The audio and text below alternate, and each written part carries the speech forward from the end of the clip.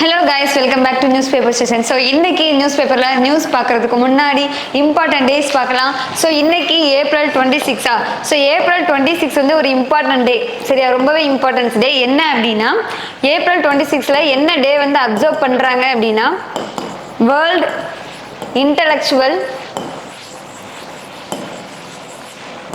Intellectual property டே. அதான் என்ன அப்படின்னா ஏப்ரல் 26ல அப்சர்வ் பண்றாங்க. இப்போ இன்டெலெக்சுவல் ப்ராப்பர்ட்டி ஐபின்னு சொல்லுவாங்க. ஸோ இன்டெலெக்சுவல் ப்ராப்பர்ட்டி அப்படின்னா என்ன அப்படின்னா ஒருத்தவங்க அவங்களுடைய ஓன் மைண்டை யூஸ் பண்ணி ஒரு புதுசாக ஒரு விஷயத்தை கிரியேட் பண்ணியிருப்பாங்க, இன்னோவேட் பண்ணியிருப்பாங்கல்ல. ஸோ அதை தான் என்ன சொல்லுவாங்க அப்படின்னா ஒரு இன்னோவேட் பண்ணி ஒரு பொருளையோ ஒரு இதையோ உருவாக்குறது. அதெல்லாம் என்ன சொல்லுவாங்க அப்படின்னா இன்டெலெக்சுவல் ப்ராப்பர்ட்டி அப்படின்னு சொல்லுவாங்க. ஸோ இதை வந்து எதுக்காக இந்த டே அப்சர்வ் பண்றாங்க அப்படின்னா இதை வந்து என்கரேஜ் பண்ணணும், இன்னோவேஷனை வந்து என்கரேஜ் பண்ணணும் அப்படின்றதுக்காகவும், நெக்ஸ்ட் வந்து அதோட ரைட்ஸ் இருக்கு இல்லையா, ஸோ அது வந்து புதுசாக ஒன்று தான் கண்டுபிடிச்சிருக்கோம், அதோட ரைட்ஸை வந்து என்ன பண்றது மக்களுக்கு இன்ஃபார்ம் பண்றதுக்காகவும், ஸோ இன்னோவேஷனை என்கரேஜ் பண்றதுக்காகவும் தான் இந்த டே வந்து அப்சர்வ் பண்றாங்க. ஸோ இது வந்து யாரால அப்சர்வ் பண்ணப்படுது அப்படின்னா வேர்ல்ட் இன்டெலெக்சுவல் ப்ராப்பர்ட்டி ஆர்கனைசேஷன். இதுக்குன்னே பர்டிகுலர் ஒரு ஆர்கனைசேஷன் இருக்காங்க. அவங்க தான் என்ன பண்றாங்க அப்படின்னா வேர்ல்ட் இன்டெலெக்சுவல் ப்ராப்பர்ட்டி டே வந்து அப்சர்வ் பண்றாங்க. சரியா, ஸோ அதை நோட் பண்ணிக்கோங்க. நெக்ஸ்ட் வந்து என்ன அப்படின்னா இப்போ இதோட தீம் வந்து என்ன 2023க்கான தீம் வந்து என்ன அப்படின்னா இன்வென்ஷன், புதுசாக கண்டுபிடிக்கிறது தான் என்ன சொல்லுவாங்க அப்படின்னா invention and artistic works. So இதில் வந்து என்னெல்லாம் வரும் அப்படின்னா இப்போ தீம் வந்து நான் சொல்கிறேன். ஸோ அதுக்கு முன்னாடி இப்போ இதில் வந்து என்னெல்லாம் வரும் அப்படின்னா இந்த வேர்ல்டு இன்டெலெக்சுவல் ப்ராப்பர்ட்டியில் என்னெல்லாம் வரும், புதுசாக ஏதாவது அந்த இன்னோவேஷனாக கண்டுபிடிக்கிறதுன்னு சொன்னேன் அது, அப்புறம் ஆர்டிஸ்டிக்கலாக ஒர்க்கு, அப்புறம் டிசைன், இதெல்லாமே இந்த சிம்பிள் யூஸ் பண்ணுறது, காமர்ஸ்ல எல்லாம் சிம்பிள் யூஸ் பண்ணுவாங்கல்ல, இதெல்லாம் புதுசாக கண்டுபிடிச்சிருப்பாங்கல்ல. ஸோ அதுதான் என்ன சொல்லுவாங்க வேர்ல்டு இன்டெலெக்சுவல் ப்ராப்பர்ட்டி டேன்னு சொல்லுவாங்க. தீம் வந்து என்ன அப்படின்னா செலிப்ரேட்டிங் கிரியேஷன் அண்ட் இன்னோவேஷன். அதான் என்னது தீம். 2023க்கான தீம் வந்து என்ன அப்படின்னா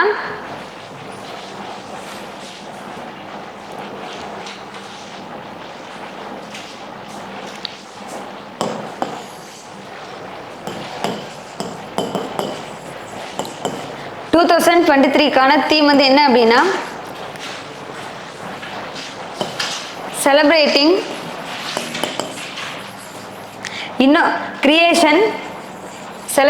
creation and innovation.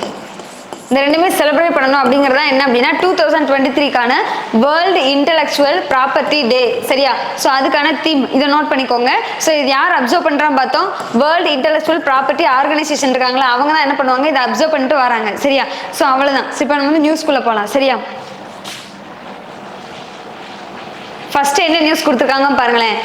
AMET ceasefire. சீஸ்ஃபயர்னா என்ன அப்படின்னா போர் நிறுத்தம், ஸ்டாப் ஆயிருச்சு அப்படின்னு அர்த்தம். So amid ceasefire first set of Indians leaves war battered Sudan. அதாவது பேட்டர்ட் அப்படின்னா என்ன அப்படின்னா பலமா அடிக்கிறது அந்த மாதிரி. சரி, அடி வாங்குறது. ஸோ இந்த பலமா காயம்பட்ட அந்த மாதிரி சொல்லலாம். வார் பேட்டர்ட் சூடான்னா சூடான்ல வந்து இப்போ என்ன நடந்துட்டு இருக்கு, நேற்றே நான் சொன்னேன் உள்நாட்டு போர் நடந்துட்டு இருக்கு. அங்க உள்ள ஏற்கனவே சூடான்ல என்ன பார்த்தோம் அப்படின்னா ராணுவ ஆட்சி நடக்குது, ஜனதா அப்படின்னு சொல்லுவாங்க, ராணுவ ஆட்சி நடக்குது. அங்க உள்ள மேஜரான 2 ஜெனரல் மேஜர் வந்து என்ன ஆகிட்டு இருக்கு அப்படின்னா ஃபைட் ஆகிட்டு இருக்கு. ஸோ ஒரு பகுதி பிரிவினர் மக்கள் வந்து ஒரு ஜெனரலுக்கும், இன்னொரு பகுதி மக்கள் பிரிவினர் இன்னொரு ஜெனரலுக்கு வந்து ஆதரவா இருக்காங்க. ஸோ அவங்க 2 பேத்துக்கு நடுவில் என்ன ஆகுது, வயலண்ட் வந்து அதிகமாக போய்கிட்டு இருக்கு. ஸோ அங்க உள்ள இந்தியர்களை வந்து என்ன பண்ணணும் அப்படின்னா பாதுகாப்பா நம்ம நாட்டுக்கு திரும்ப கூட்டிட்டு வரணும் அப்படிங்கிறது நம்மளுடைய கடமை, நம்ம இந்திய நாட்டோட கடமை. அதை தான் பண்றாங்க. அதுக்கோட ஆப்ரேஷன் நேம் என்ன அப்படின்னு சொன்னாங்க அப்படின்னா ஐஎன்எல், அதாவது ஆப்ரேஷன் காவேரி அப்படின்னு சொன்னாங்க. சரியா, நெக்ஸ்ட் இதை வந்து இப்போ ரெஸ்கியூ பண்ணணும் அப்படின்னா ரெண்டு வழியில தான் பண்ண முடியும். ஒன்று வான்வெளி, இன்னொன்று வந்து கடல் வழி. வான்வெளி பண்ணும்போது ஏர்கிராஃப்ட் யூஸ் பண்றாங்கன்னு சொல்லி பார்த்தோம். 2 ஹெவி லிஃப்டட் ஏர்கிராஃப்ட் யூஸ் பண்ணாங்க. அதே நேரத்தில் கப்பல் பார்க்கும்போது என்ன ஷிப் யூஸ் பண்ணாங்க அப்படின்னா ஐஎன்எஸ் சுமேதா யூஸ் பண்ணாங்கன்னு சொல்லி பார்த்தோமா. அது கூட சேர்ந்து என்ன யூஸ் பண்றாங்க அப்படின்னா ஐஎன்எஸ் தேஜும் யூஸ் பண்ணிக்காங்க. சரி, ஆப்ரேஷன் காவேரிக்கு எதை யூஸ் பண்ணிக்காங்க, ஐஎன்எஸ் தேஜுமே அதை யூஸ் பண்ணிக்காங்க. ஃபர்ஸ்ட் செட்டப், அதாவது ஃபர்ஸ்ட் பேஸில் எத்தனை குரூப் ஆஃப் 278 பீப்புள் வந்து என்ன பண்ணிக்காங்க அப்படின்னா அங்க இருந்து போர்ட்ல இருந்து கூட்டு வந்திருக்காங்க. சரியா, The group of 278 people was among the first to reach the port Sudan for evacuation காக வந்திருக்காங்க. More measures are being taken to broaden the operation Kaveri. நிறையவே என்ன பண்றாங்க அப்படின்னா நம்ம இந்தியா மட்டும் கிடையாது, நம்ம இந்தியர்கள் அங்க இருக்காங்க. இந்தியா வந்து அதுக்கான ஸ்டெப் எடுக்குது. அதே நேரத்தில் இந்தியா யாருக்கு ஹெல்ப் பண்றாங்க அப்படின்னா மற்ற கண்ட்ரிஸ்லாம் இருப்பாங்க இல்லையா, ஸோ அதே சூடான்ல வேற கண்ட்ரிஸ்லாம் இருப்பாங்களா, அந்த பீப்புள்ஸ்க்குமே அந்த நாட்டுக்குமே ஹெல்ப் பண்றாங்க அப்படிங்கிற மாதிரி சொல்லியிருக்காங்க. அதுதான் என்ன அப்படின்னா இந்த ஃபர்ஸ்ட் நியூஸ்ல கொடுத்துருக்காங்க. சரியா, ஸோ இப்போ அடுத்த நியூஸ் போலாமா. ஸோ செகண்ட் நியூஸ்ல என்ன இருக்கு பார்ப்போம் வாங்க.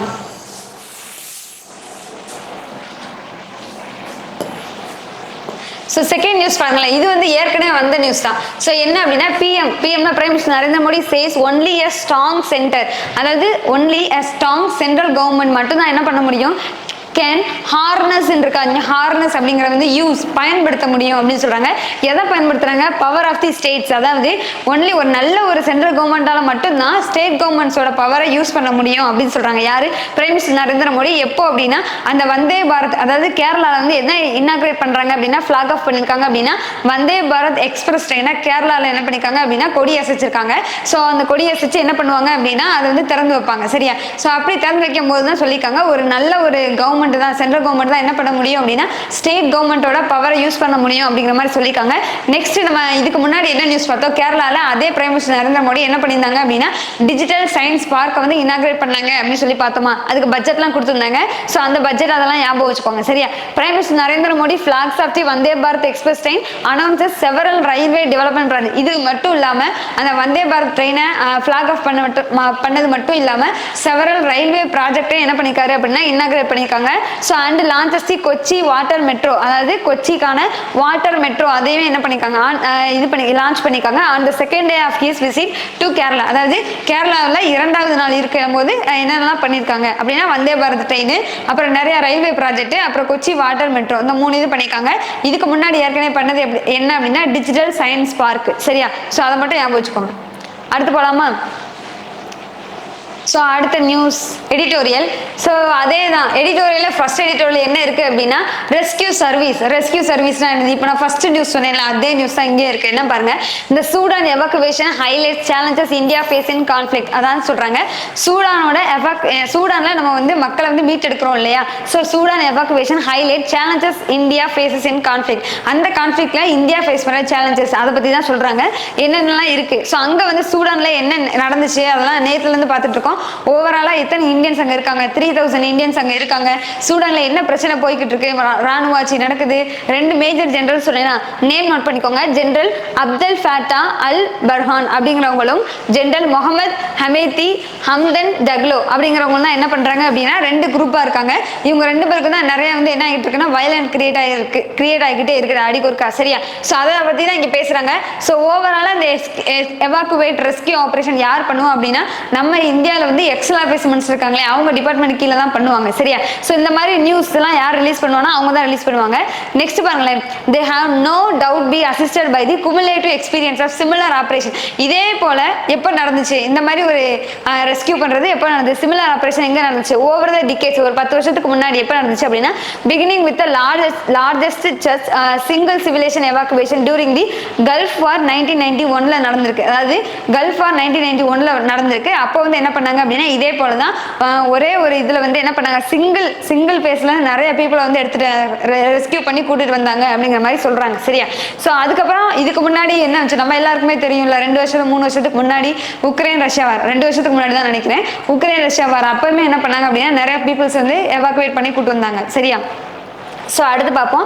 ஸோ இங்கே பாருங்களேன் லாஸ்ட்டாக எப்படி முடிக்கிறாங்க அப்படின்னா இந்த unnecessary controversies over garnering domestic political mileage to be avoided. இது வந்து என்ன அப்படின்னா அந்த 2 மேஜர் ஜெனரலுக்கு நடுவில் உள்ள பிரச்சனையை பற்றி சொல்கிறாங்க.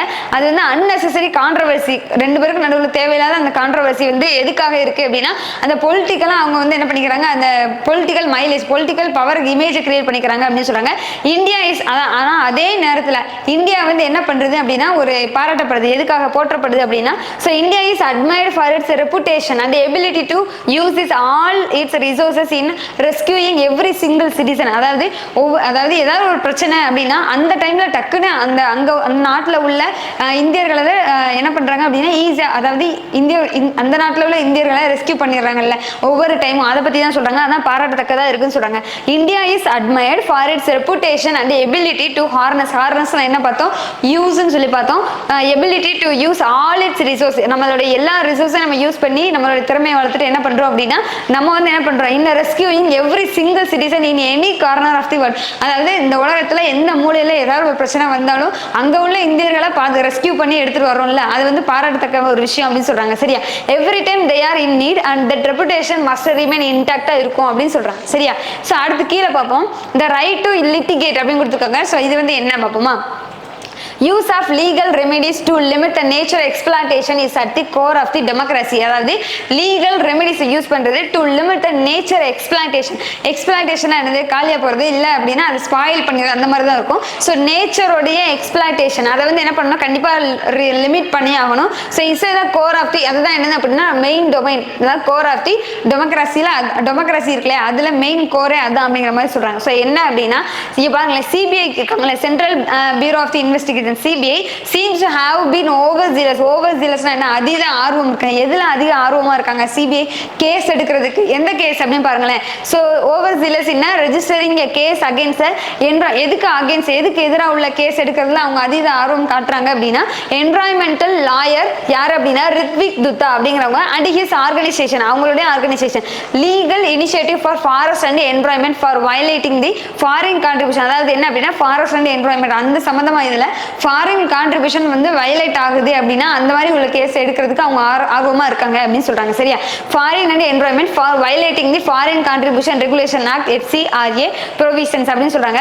ஸோ இதுல வந்து என்ன சொல்றாங்க பாருங்களேன், the gist of the allegation is there using foreign fund to encourage the litigation that will start the existing, அதாவது ஏற்கனவே இருக்கிற அந்த கோல் இருக்குல்ல, ஃபாசில் ஃபியூயல்ஸ் எல்லாம் இருக்கு இல்லையா. ஸோ எங்க மைனிங் பண்ணுவாங்க, அந்த மாதிரி காடுகள் அந்த மாதிரி பிளேஸ்ல தான் என்ன பண்ணுவாங்க, மைனிங் பண்ணுவாங்க. இந்த மாதிரி ஓவரா நீங்க மைனிங் பண்ணிட்டீங்க அப்படின்னா பூமியோட வளத்தை வந்து நம்ம என்ன பண்ணிட்டோம் அப்படின்னா சுரண்டிட்டோம் அப்படின்னு அர்த்தம். சரியா, ஸோ அதெல்லாம் என்ன பண்ணணும்னா நிப்பாட்டணும், லிமிட்டா வச்சுக்கணும் அப்படிங்கிற மாதிரி சொல்றாங்க. ஸோ அதை தான் என்கரேஜ் பண்ணணும் அப்படின்னு சொல்றாங்க. அப்புறம் பாருங்களேன், இந்தியா வந்து என்ன நம்ம இது பண்ணியிருக்கோம் அப்படின்னா United nation framework convention on climate change, அந்த COP கான்ஃபரன்ஸ் அண்ட் பார்ட்டிஸ் 26 அதெல்லாம் எடுத்துப்போம்ல, அதுல வேரியஸ் கீ அக்ரிமெண்ட்ஸ் இந்தியா வந்து என்ன பண்ணிருக்காங்க, டார்கெட் பண்ணிருக்காங்க. என்ன அப்படின்னா பாருங்களேன், நெட் ஜீரோ, நம்ம வந்து இந்தியா வந்து நெட் ஜீரோவா இருக்கணும் அப்படிங்கிறது, நெட் ஜீரோ கார்பன் எமிஷன், அதாவது கார்பனே இல்லாம கார்பன் யூஸ் பண்ற எந்த ஒரு ஃபியூயலுமே யூஸ் பண்ணாம ஃபாசில் ஃபியூயல் எதுவுமே கார்பன் எமிட் ஆகாம இருக்கிறது. சரியா, ஸோ அது வந்து எப்போ அப்படின்னா நெட் ஜீரோ கார்பன் கொண்டு வரணும்னா 2070 கொண்டு வரணும் நம்ம டார்கெட் ஃபிக்ஸ் பண்ணிருக்கோம்.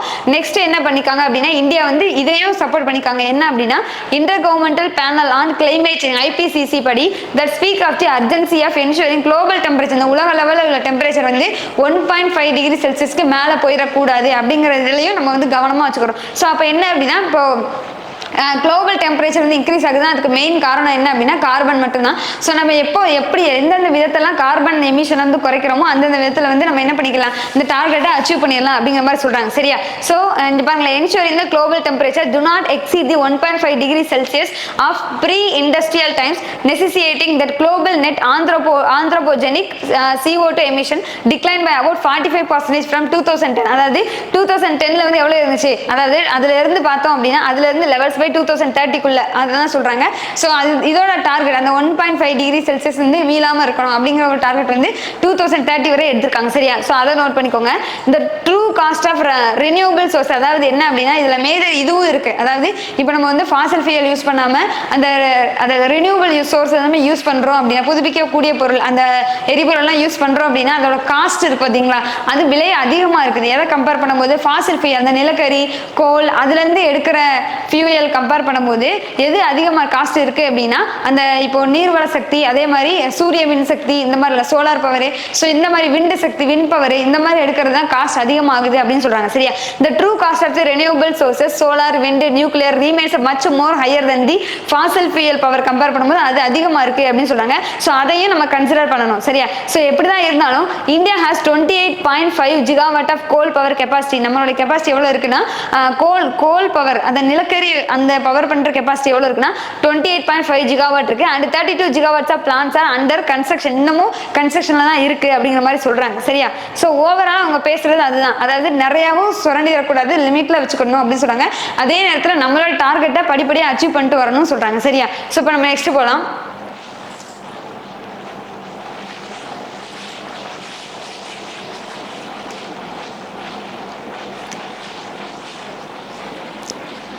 ஸோ அடுத்த நியூஸ் பாருங்களேன், இது ஒரு obituary news. Shiromani Akali Dal patriot and former Punjab CM Parkash Singh Badal passes away. அதாவது இவங்க யாரு அப்படின்னா இதுக்கு முன்னாடி முன்னாள் பஞ்சாபோட சிஎம்மா இருந்தவங்க. ஸோ இவங்களோட ஃபுல் நேம் கொடுத்துட்டாங்க சிரோமணி அகலிதால் அப்படிங்கிறவங்க. சிரோமணி அகலிதால் பேட்ரியாஸ் அண்ட் ஃபார்மர் பஞ்சாப் சிஎம். இவங்க பேர் வந்து இந்த இருக்கு பாருங்களேன், பிரகாஷ் சிங் படால் அப்படிங்கிறத இவங்களோட நேமு. ஸோ இவங்க வந்து என்ன பண்ணிட்டாங்க அப்படின்னா இறந்துட்டாங்க அப்படிங்கிறத அதை மட்டும் படிச்சா போதும். இவங்களோட மென்ஷன் அதை முக்கியமாக இவங்களை மென்ஷன் பண்ணுறது என்ன அப்படின்னா இதுக்கு முன்னாடி பஞ்சாப்ல சிஎம்மா இருந்திருக்காங்க அப்படிங்கிறது தெரிஞ்சுக்கோங்க. சரியா?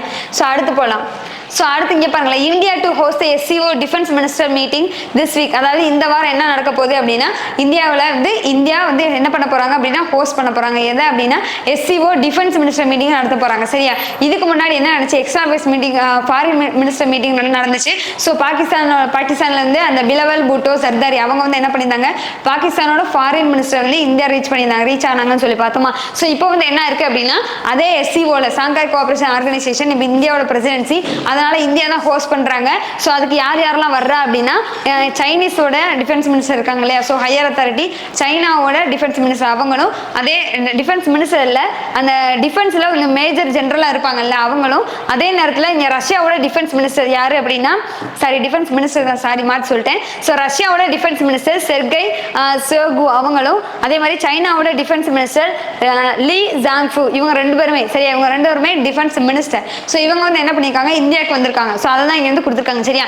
சைனாவோட லீ ஜாங்ஃபு அண்ட் ரஷ்யாவோட Sergei Shoigu are among the participant. இவங்க எல்லாருமே மற்ற பார்ட்டிசிபென்ட் கூட சேர்ந்து வந்திருக்காங்க அப்படின்னு சொல்றாங்க. This will be the first high level military visit from China. சைனாக்கு வந்து 2020 வந்து பார்டர் ஈஸ்டர்ன் லடாக்ல வந்து பார்டர் இஷ்யூ வந்து கிரியேட் ஆச்சு இல்லையா நமக்கும் சைனாக்கும். ஸோ அதுக்கப்புறமா ஃபர்ஸ்ட் ஒரு மிலிட்டரி லெவல்ல ஹையர் அத்தாரிட்டி இந்த மாதிரி வந்திருக்கிறது இதுதான் ஃபர்ஸ்ட் டைம். 2020க்கு அப்புறம் கடந்த ஒரு 2 வருஷத்துக்கு அப்புறம் இப்பதான் வந்திருக்காங்கன்னு சொல்றாங்க. சரியா?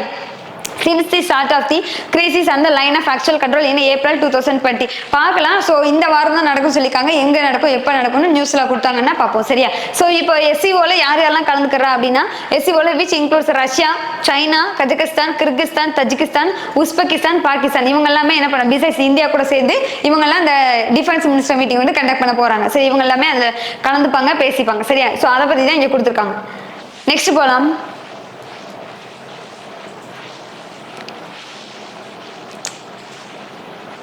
ஸோ அடுத்து பாருங்களேன், ஆயில் பிஸ்னஸ் நியூஸ்ல பாருங்களேன், ஆயில் பிரைசஸ் எல்னினோ ஏற்கனவே சொல்லியிருக்கேன். எல்னினோ அப்படிங்கிறது அந்த பருவகால மாறுபாடு நடக்குது, அதனால வர்ற விளைவுகள் தான் எல்னினோ சொல்லுவாங்க. So oil prices el nino key risk to inflation growth outlook. இது வந்து என்ன சொல்றாங்க பாருங்களேன், ஃபினான்ஸ் மினிஸ்டர் நம்மளுடைய ஃபினான்ஸ் மினிஸ்டர் இருக்காங்க இல்லையா, ஃபினான்ஸ் மினிஸ்ட்ரி ஆன் டியூஸ்டே என்ன பண்ணிருக்காங்க, வார்னிங் எச்சரிக்கை கொடுத்துருக்காங்க.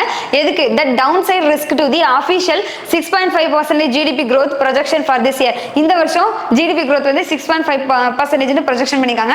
அதுல இருந்து டவுன் கிரேட் ஆகலாம் அப்படின்னு ஒரு எச்சரிக்கை கொடுத்திருக்காங்க. சரியா? சோ தி குட் என்ன சொல்றாங்க, this year good dominate as the prospects of அதுக்கு காரணம் என்ன சொல்றாங்க அப்படின்னா எல் நீனோ கண்டிஷன் தான் காரணம் சொல்றாங்க. எல் நீனோ கண்டிஷன் ட்ரிகரிங் ஏ டிராட். என்ன டிராட்னா என்ன, வறட்சின்னு சொல்லுவாங்கல்ல. சோ அந்த பருவகால மாறுபாடுனால என்ன நடக்குது அப்படின்னா வறட்சி ஆகலாம் அப்படிங்கிற மாதிரி சொல்றாங்க. along with the geopolitical developments and concerns about global financial stability. அதாவது அந்த எல் நீனோ கண்டிஷனால வறட்சி அதிகமாக ஏற்படுத்தலாம், அதாவது வெயில் தாக்கம் அதிகமாக இருக்கிறதுனால வறட்சி அதிகமாக ஏற்படலாம். அதே நேரத்தில் குளோபலா ஃபினான்ஷியல் ஸ்டெபிலிட்டி வந்து அதை பற்றின ஒரு சில கவலைகள், அது ஸ்டெபிலிட்டியாக இருக்குமா என்னன்னு தெரியல. ஸோ அதனால என்ன ஆகலாம் அப்படின்னா இந்தியாவோட ஜிடிபி இருக்குல்ல 6.5% விட குறையிறதுக்கான வாய்ப்பு இருக்கு அப்படின்னு யார் சொல்லியிருக்கா, வார்ன் பண்ணிங்க எச்சரிக்கை கொடுத்துருக்காங்க. யார்? ஃபினான்ஸ் மினிஸ்டர் எச்சரிக்கை கொடுத்துருக்காங்க. சரியா? ஸோ அதுதான் இங்கே வந்து கொடுத்துருக்காங்க. நெக்ஸ்ட் பார்த்தீங்கன்னா கன்ஸ்டைன்ட் சப்ளை ஆஃப் வீட், அதாவது கன்ஸ்டைன்ட் ஆனது கட்டுப்படுத்தப்பட்டு அப்படின்னு அர்த்தம். Constrained supply of wheat and milk. வீட்னானது கோதுமை, மில்க் தெரியும். Hit by disease afflicting millions of cattle. இது எதனால வந்து இந்த மில்க் சரி வீட்டு வந்து குறையுது அப்படின்னா, ஸோ வீட்டுங்கிறது வந்து செடிகள் தாவரங்கள் செடிகள்லாம் இருக்கு இல்லையா, ஸோ அதுல வந்து டிசீஸ் வர்றதுனாலையும் அதே அந்த பருவகால மாறுபாடு ஏற்படுறதுனால இந்த மாதிரி டிசீஸ் வருது. எதுல? தாவரங்கள்ல வர்ற டிசீஸ்னாலையும், கேட்டில் இருக்கு இல்லையா அது கால்நடைகள்னு சொல்லுவாங்க, அதுல வர்ற டிசீஸ்னாலையும் என்ன ஆகுது அப்படின்னா மில்க் பால் இருக்கு இல்லையா அதோட அளவு ஏற்கனவே இருந்த நல்லா வந்துட்டு இருந்த அளவை விட குறைஞ்சு வருது. அப்புறம் வீட்டுமே என்ன ஆகுது அப்படின்னா கோதுமை அதுவுமே குறைஞ்சிருக்கு அப்படின்னு சொல்றாங்க. அதாவது அந்த லாபம் எடுப்பாங்கல்ல, மகசூல் சாகுபடி பண்ணுவாங்கல்ல, அது வந்து குறைஞ்சிருக்கு அப்படின்னு சொல்றாங்க. சரியா? ஸோ அது வந்து ஒரு அஃபெக்ட் ஆகுறதுக்கான ஒரு இன்ஃபிளேஷனுக்கு வந்து ஒரு வழி இருக்குது அப்படிங்கிற மாதிரி சொல்றாங்க. அதுக்கப்புறம் என்ன சொல்றாங்க அப்படின்னா ஓபிஇசி கேஸ் நான் ஏற்கனவே சொல்லியிருக்கேன். ஓபிஇசி என்ன பண்ணாங்க அப்படின்னா சடனாக என்ன பண்ணாங்க, நான் ஆயில் ப்ரொடக்ஷனை கட் பண்ணாங்கல்ல, அந்த க்ரூட் ஆயில் ப்ரொடக்ஷனை சடனாக கட் பண்ணது, இதெல்லாமே என்ன காரணமாக இருக்கும் அப்படின்னா அந்த ஜிடிபி வந்து அந்த 6.5% குறையிறதுக்கான வாய்ப்பு இருக்கு, இன்ஃப்ளேஷன் அதிகமாக இருக்கிறதுக்கான ஒரு ரிஸ்க் இருக்கு அப்படின்னு யார் சொல்லியிருக்காங்க, ஃபினான்ஸ் மினிஸ்டர் வந்து வார்னிங் கொடுத்துருக்காங்க. ஃபினான்ஸ் மினிஸ்டர்ல இருந்து வார்னிங் கொடுத்துருக்காங்க. சரியா? ஸோ அடுத்த நியூஸ் போகலாம். So government will not tolerate cheating by e commerce films. கோயல்னா யாரு அப்படின்னா நம்மளுடைய காமர்ஸ் மினிஸ்டர் இருக்காங்களே பியூஷ் கோயல், அவங்க தான் என்ன கோயல். ஸோ அவங்க என்ன சொல்லியிருக்காங்க, கவர்மெண்ட் வில் நாட் டாலரேட்னா என்னது, தாங்கிக்க முடியாது. எதை தாங்கிக்க முடியாது, தாங்காது அப்படின்னா சீட்டிங் பண்ணுவாங்கல்ல, அது பை யாரு, இ காமர்ஸ் ஃபிலிம். இது வந்து என்ன சொல்றாங்க, இந்த கவர்மெண்ட் இஸ் நாட் அகேன்ஸ்ட். எதுக்கு அகேன்ஸ்டா இல்லை அப்படின்னா டிஸ்கவுண்ட் கொடுப்பாங்கல்ல, டிஸ்கவுண்ட் கொடுக்கறது, ஆஃபர் கொடுக்கறது, அந்த சேல்ஸை இம்ப்ரூவ் பண்றதுக்காக கொடுப்பாங்க இல்லையா. ஸோ அதான் அண்ட் தான் ஃபிளாஷ் சேல்ஸ் கொடுக்குறது, அதுக்கெல்லாம் ஆப்போசிட்டா இல்லை. கவர்மெண்ட் வந்து அதுக்கு அகேன்ஸ்டா இல்லை. எப்போ ஒரு இ காமர்ஸ் ஃபிலிம்ஸ் இருக்காங்களோ அவங்க வந்து இந்த மாதிரி இந்த மாதிரி ஒரு ஆஃபர் டிஸ்கவுண்ட்லாம் கொடுத்து என்ன பண்றாங்க, அவங்களுடைய பொருளை வந்து என்ன பண்றாங்க அப்படின்னா சீட்டிங் பண்ணி விற்கிறாங்கல்ல, அதுக்கு வந்து கண்டிப்பா அகேன்ஸ்டா இருக்கும் அப்படின்னு சொல்றாங்க. சரியா? இதை பாருங்களேன். But will not tolerate cheating where market places sell their வேர்ஸ்னா என்னது அப்படின்னா பொருட்கள் அர்த்தம். Through the such sales even though the foreign, இது வந்து ஈவன் தோ இது எதையும் வயலேட் பண்ணுது அப்படின்னா ஃபாரின் டைரக்ட் பாலிசி இருக்கு இல்லையா, அதையும் வயலேட் பண்ணுது அப்படிங்கிற மாதிரி சொல்றாங்க. சரியா? ஸோ அது வந்து அதுவுமே அலோ பண்ணாதுன்னு சொல்றாங்க. இந்த foreign direct investment policy does not allow them to sell directly to consumer. அதுக்கு வந்து கன்சியூமருக்கு டைரக்டா கொடுக்க விரும்பாது, கன்சியூமருக்கு டைரக்டா செல் பண்ண அலோ பண்ணாதுன்னு சொல்றாங்க. சரியா? To sell directly to consumers commerce and industry minister Piyush Goyal சொல்லியிருக்காரு. ஸோ அதுதான் இந்த நியூஸ்ல இருக்கு. சரியா? அது கவர்மெண்ட் வந்து அதை வந்து அலோ பண்ண மாட்டோம்னு சொல்லியிருக்காங்க. ஸோ அடுத்து வந்து ஸ்போர்ட் நியூஸ்ல ஐபிஎல் தான் போய்கிட்டு இருக்கு.